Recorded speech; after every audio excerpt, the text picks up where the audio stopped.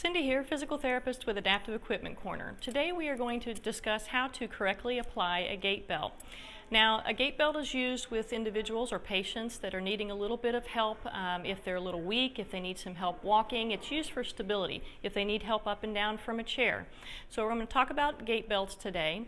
There are a few gait belt, different styles of gait belts out there. I do prefer a gait belt with a metal buckle, and I'm going to show you in a few minutes why. There are some gait belts out there with plastic buckles, but they're a little bit harder to adjust in my opinion. So I have a gait belt here in my hand. This is what this looks like. And here's the metal buckle that I'm speaking of, and this is my preference. So the way you correctly buckle this is that you're going to take the loose end of the gait belt. You're going to feed it up through the buckle toward the teeth. So as you bring it up through the teeth, you're going to bring it over the top and then bring it back down through the other side of the buckle. The other thing, though, I like about this is you're still able to grab a portion of the belt and adjust it and pull it tighter while you have it on your patient. And I'll demonstrate that to you in just a few minutes. So we're going to come over here, and I've got my friend Sherry sitting here. We're going to put this gait belt on her. So what you're going to do is come up and you're going to put it behind your patient. Going to ask them to lean forward. Now what you need to be careful of when you're applying a gait belt is what's going on with your patient. If there's any problems in their abdomen area, you need to be careful of putting it too low. You may need to put it up a little bit higher.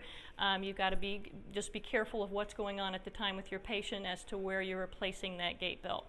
So as we're putting this on, so you bring it around your patient. Again, you're going to bring the end of the buckle up through or into the gait belt up through the buckle toward the teeth. You're going to bring it over the top of the teeth, okay, and then back down through the other side of the buckle, okay?